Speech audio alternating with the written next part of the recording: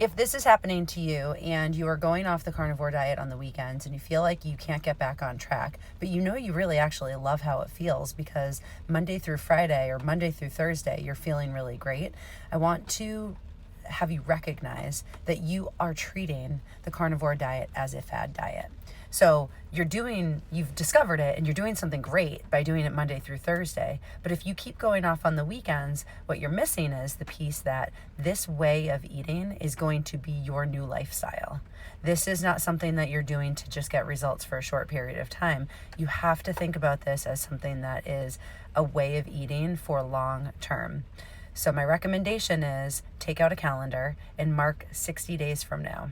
30 is kind of too short for me. Mark 60 days from now. You can tell yourself 30 initially, but I guarantee you're going to want to continue. So if that helps your brain wrap your brain around it, that's totally fine. But take out a calendar, circle 30 days from now, and really do it and do it well. Because what you're going to discover is so much. You are going to really be able to start to tune into yourself. You're going to notice a lot of uncomfortable things. Like, even though you feel like this way of eating is great and it makes you feel good, you lose all your bloating, you start to feel more energized. Oh wow, it's easy to prep my meals and everything. You're still going to be encountered with all of the uncomfortable things, like, oh, socially this is really hard. Oh, I like to unwind with a bag of chips or a bag of cookies or ice cream because I emotionally turn to food. Or, oh, I get all of my dopamine hits from food and I'm having a really hard time just doing that with carnivore foods. So there's a lot of things that I do as a coach on the mindset and on the skills side of things that help people to identify all of these other pieces to this lifestyle that are keeping you stuck in that binge restrict diet cycle forever and ever and ever. So the way to make this not another diet is to actually commit. You can't gentle parent yourself into results on this way of eating. And so I really recommend that you take out a calendar and select the time period that you're ready to commit to and do that.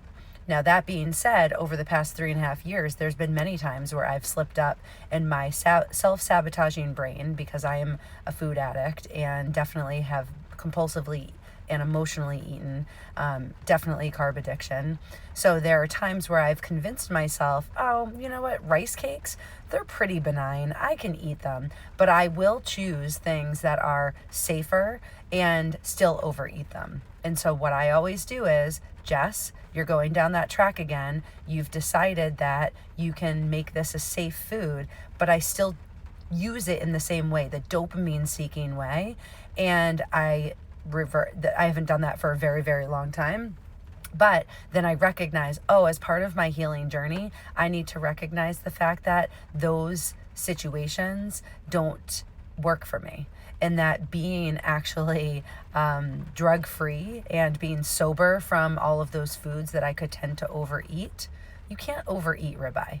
You can't really overeat butter. I mean, you could, but satiety-wise, your body's going to shut you down. Your leptin signal is going to say, hey, good, we've got enough energy on board, right? So typically we can rely on that, but I just want you to know that you've got to look at all the other things. So if what you're doing is trying to go back to food because you're a foodie or it's hard for you socially, or there's all of these mishaps, like you have a cocktail every once in a while and having a cocktail makes you want to snack.